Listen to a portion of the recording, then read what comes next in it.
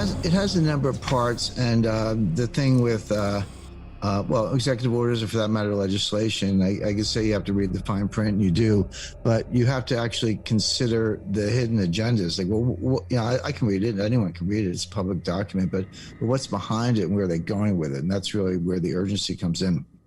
And it's basically an order that accelerates the U.S. movement towards a central bank digital currency, so-called CBDC.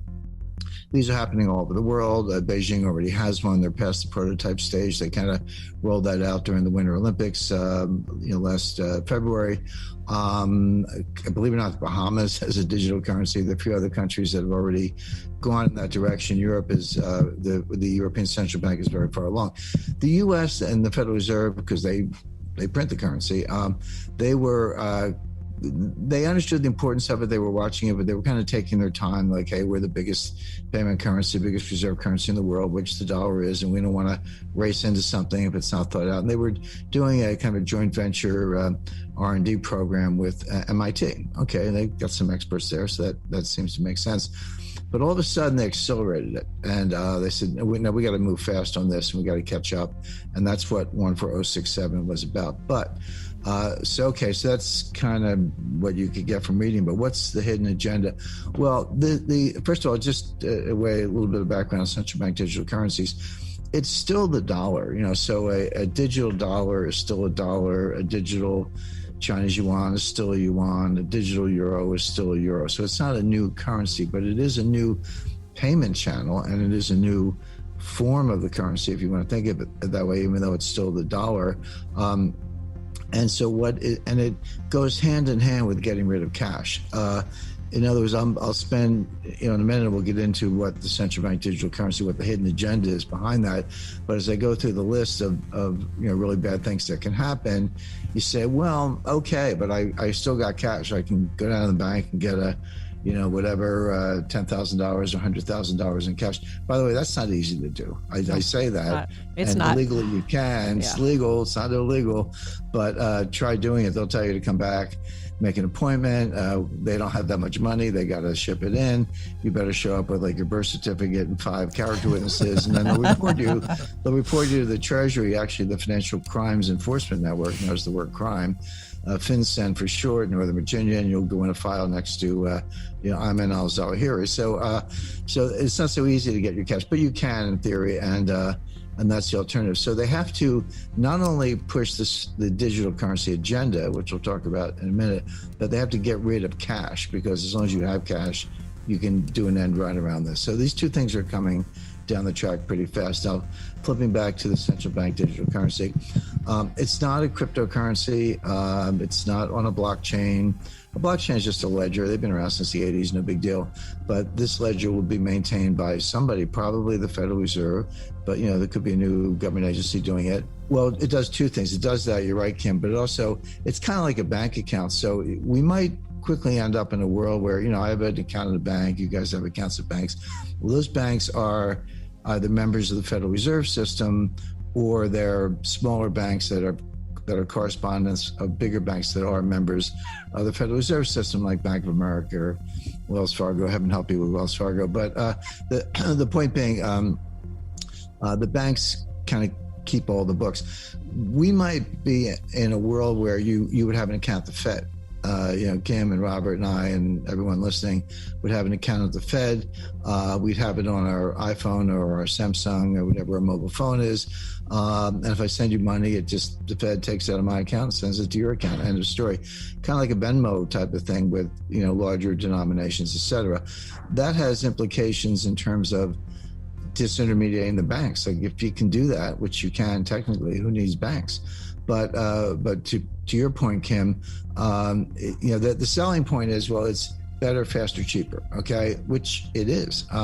So, for example, I go to a bookstore and I buy a book with a credit card. So I get the book. Well, the merchant, the retailer, has this receivable, and so they sell it to what's called a merchant acquirer. Merchant acquirers are finance businesses that buy a whole bunch of receivables from a whole bunch of little retailers or even larger retailers. They then take that bundle of receivables, now we're talking hundreds of millions or more, and they deliver it to MasterCard or Visa, and then they get paid. Obviously, they make a little money on that. MasterCard and Visa then send those receivables to the banks that issue the credit cards, and then the bank sends me a bill and I pay the bill.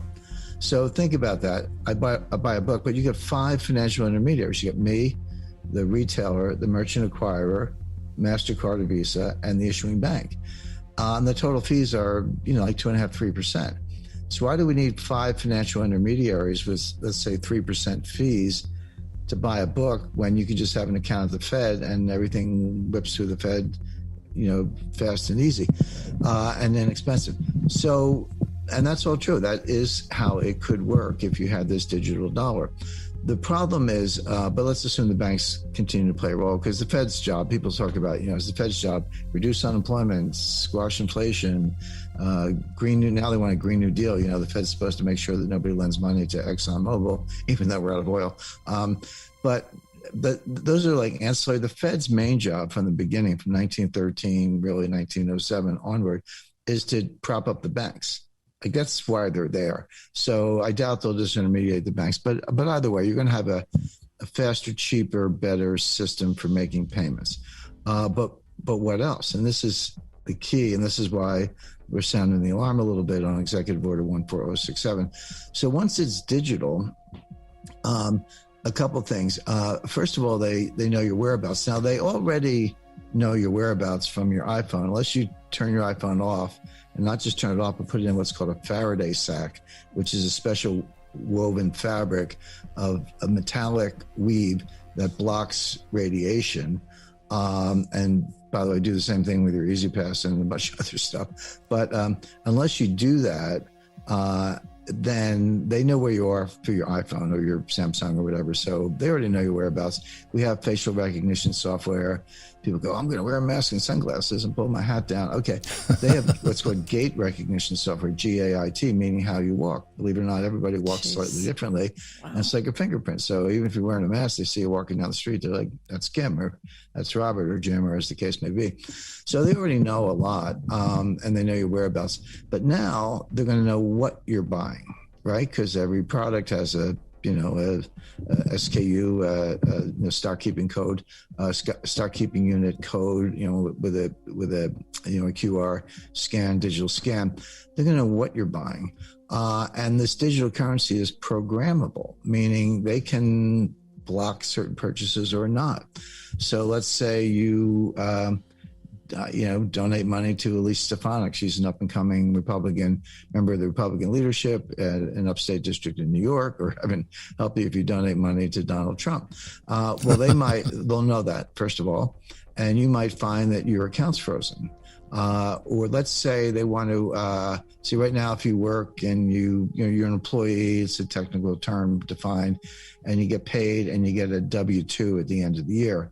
But they withhold it from your payment. They get paid every 2 weeks or whatever. Employer withholds taxes from your wages, and then you get your W-2, file your tax return, you reconcile, and maybe you get a refund, maybe you owe a little bit, but they got the money up front through withholding. But that's not true for independent contractors and professionals, so doctors, lawyers, architects, landscaping store, and anybody who's not a W-2 employee doesn't have withholding. They got to pay their taxes. But what if they could just take it out of your bank account? It's like, yeah, okay, you're a doctor, but you put the money in this bank, and I'm just going to take, some number, 20% out of your bank account every month. And yeah, we'll send you a statement, 1099, file your tax return, and you owe or you get a refund, but no more honor system. In other words, no more waiting till year end. We're going to take it out of your bank account.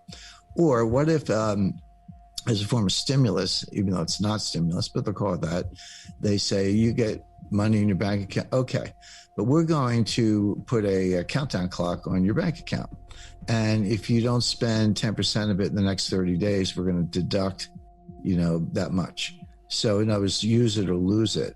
So now all of a sudden, I worked hard, I've made this money, it's in the bank, but you're telling me if I don't spend it, I'm going to lose it anyway, so I might as well go spend it. And of course, the idea is to stimulate the economy. But the point is, the number of things you can do, from surveillance to identifying your political preferences, withholding taxes, account freezes, account seizures, time limitations on your money. Your money's like a countdown clock. It expires after a certain period of time, et cetera. I could go on and on, but you take the point, which is it's not your money anymore. I've always said to people, if you put your money in the bank, it's not your money, it's the bank's money, and they'll give it to you if they feel like it.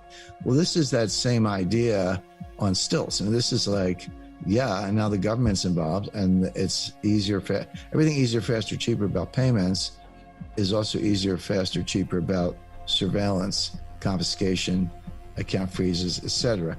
And then people say to me, they explain that when I just said to you guys, and they say, oh, that'll never happen. It's already happening. I mean, it's already here. Talk to the Freedom Convoy in Canada, what my neo-fascist friend Chrystia Freeland, who's the Deputy Prime Minister and Finance Minister, did to the Freedom Convoy. Now, okay, they pulled into Ottawa in the middle of winter, and I was just in Ottawa a couple of days ago, by the way. It's a pretty city, but pretty small, actually. They stalled traffic. They blew the horns at 3 a.m. All Trudeau had to do was come out, say, who are your leaders, meet with them, hear their demands, give them a few, not all. They would all go home, and that would be the end of it. He didn't do that. He went into hiding. He's sort of a coward. He's not very smart. Chrystia Freeland is a tough cookie, to put it in polite terms. She called the banks in Canada. Now, the difference between Canada and the U.S., they only have 5 big banks. We've got like 5,000 or something. But there's, CIBC, Royal Bank of Canada, Bank of Montreal, Nova Scotia, and TD. She called the banks, identified the bank accounts of the truckers, and froze all their accounts. She didn't stop there. She then called the crypto exchanges, because, I know what cold wallets are, but a lot of people put their money in crypto exchanges, got their names, froze their crypto accounts, seized their trucks. They couldn't feed their family. They were put in jail, held without bail. They literally couldn't feed their family in the middle of winter, all because of a non-violent protest. I want to emphasize there was no violence. Annoying. So give them a traffic citation for blowing your horn at 3 a.m, $500 fine, appear in court, whatever. I'm not saying there shouldn't have been any accountability, but being held in jail without bail, where all of your money's been frozen, your assets have been seized, they're non-returnable, and you can't feed your family for what, a non-violent protest? But my point is, and that's an exercise in fascism, of course, but my point is that they did it all through digital banking systems and cryptocurrency systems. So, and they're doing it in China. They have what's called a social credit score. So if you, bad acts are, start with smoking, you're smoking, but you take a train to go to a protest, okay? And there are many runs on the bank. There's a group in China informing, don't pay your mortgages, because, in China it's a little different, because here the builder builds a house, and you guys build a house, a buyer comes along, buys the house, gets a mortgage, pays the mortgage, but they get the house. In China, you take out your mortgage before the house is built, and then you owe the money, but the down payment and the mortgage money is used by the builder to build the house, and you move in like a year or two later, but you're already on the hook for the mortgage, except that the developer stole the money and didn't finish the houses. But the banks are saying you got to pay the mortgage, and people are saying no. So people are traveling around China to join these protests, but in China you have a social credit score. So they identify you through the banking system and then turn off your ability to buy a train ticket or a plane ticket. Wow. And then it goes on from there. You post something, the worst thing you do in China is compare Chairman Xi to Winnie the Pooh. He kind of looks like Winnie the Pooh. So, it's true. And so if you post a Winnie the Pooh meme or something, good luck getting your kids into school. Good luck getting health care for yourself, et cetera. So my point is, this is already being done. And then people say it'll never happen here. Why not? Show me something that was really poorly done abroad that isn't being done here sooner than later, particularly with the Biden administration. So I'll leave it at that. But the point is, this is more than just a digital currency. This is more than just convenience and cost savings, which it is. That's how they sell it. This gives them total surveillance, total control. It's the ultimate realization of the total surveillance state. And just look at what they did to Russia. We don't have to debate the war in Ukraine, but they froze the treasury notes held by the Central Bank of Russia. Well, what's the difference between that and default? Like, why do you buy a treasury note? Well, you buy them because you think the treasury is going to give you your money back, and with interest. But when they freeze them, they're like, well, no, actually, we're not giving you your money back. So what's the difference between that and default? I would say there is no difference. So we've kind of already defaulted on treasury notes. Yes, selectively with a political wrapper around it. I get it. But and given what's going on in China, Europe, and the U.S. sanctions on Russia, which are tantamount to a default, tell me they're not going to use this digital dollar for political enforcement. And the answer is they will.